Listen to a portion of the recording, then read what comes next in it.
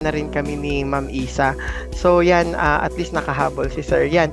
Bale may hihingin lang po pala kaming, may mga ibibigay lang po din kaming updates regarding din pala sa application ni Sir. Ano po?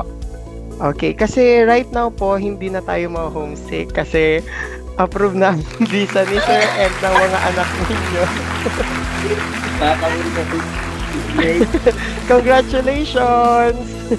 Buong pamilya punta na ng Canada. Thank you. You're welcome po. Thank you so much, sir, for trusting me as your immigration resource officer, and thank you also for trusting Gateway Visa Solution to process your application po with your Canadian dream. I'm so happy. Iyak ko si Ma'am. Ay, congratulations! Ay, makasunod na. Yan, dito na Hindi ka na sila homesick. birthday na dalawa ni Angel niya kanina. And magki-Christmas. Ma'am, tuloy na tuloy yung White Christmas.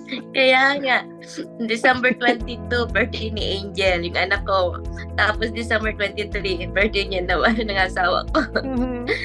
Ay, December pala lahat ng birthday nila. O, bali dyan na sila, December. So, Sure bibili na na tayo. yan, Sir Tomas. Sure na yan, ma'am. Wala nang bawian. Kailangan na natin mamagantay ng... Ay, grabe yung iyak ni ma'am. Oh my God, thank you, Lord. Yes, thank you, Lord. Tuwan-tuwa si Sir. Makikita niya si ma'am. Ayan, so mag-birthday yung mga anak natin sa Canada. Ano po, and you'll be celebrating Christmas, Thanksgiving din sa Canada, lahat buong pamilya. Salamat. Yes, Salamat, congratulations. Salamat, Gateway.